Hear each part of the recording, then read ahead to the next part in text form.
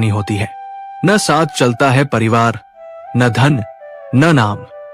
साथ जाता है तो सिर्फ आपके कर्म।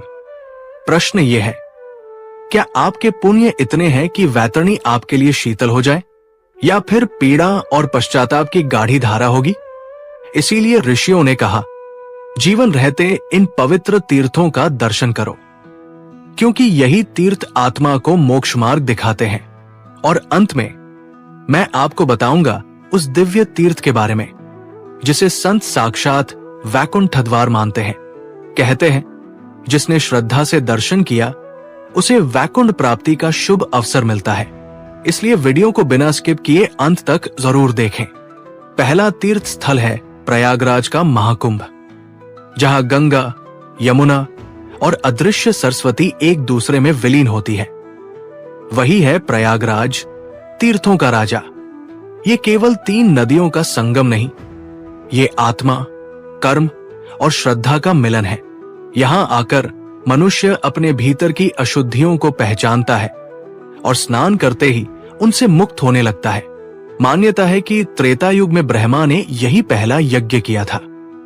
गीता का ज्ञान देने वाले श्री कृष्ण हो या तपस्वी श्री राम, सभी ने इस भूमि को पवित्र माना है। संगम किनारे खड़े होकर आंखें बंद करते ही एक मौन जागता है, जैसे भीतर का शोर खुद शांत हो जाए। प्रयागराज में कुंभ स्नान या माघ का कल्पवास केवल भीड़ का आकर्षण नहीं, बल्कि अंतरात्मा की तपस्या है।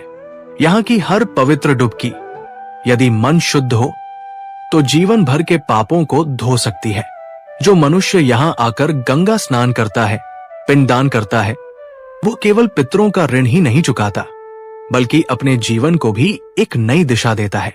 यही प्रयागराज की आत्मिक शक्ति है, शांति, शुद्धि और मोक्ष की पहली सीढ़ी।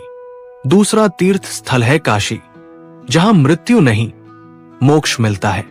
काशी सिर्फ एक नगर नहीं, वो शिव की बसाई हुई नगरी है, जहां मृत्यु एक अंत नहीं, एक आरंभ है।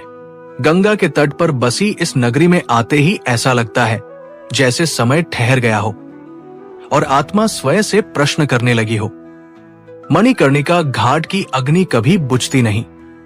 यहां हर चिता, हर राख एक कहानी कहती है कि जीवन क्षण भंगुर है, परंतु मोक्ष शाश्वत है। कहते हैं, जो काशी में मृत्यु को प्राप्त करता है, उसे शिव स्वयं तारक मंत्र देते हैं और वो आत्मा बंधनों से मुक्त हो जाती है।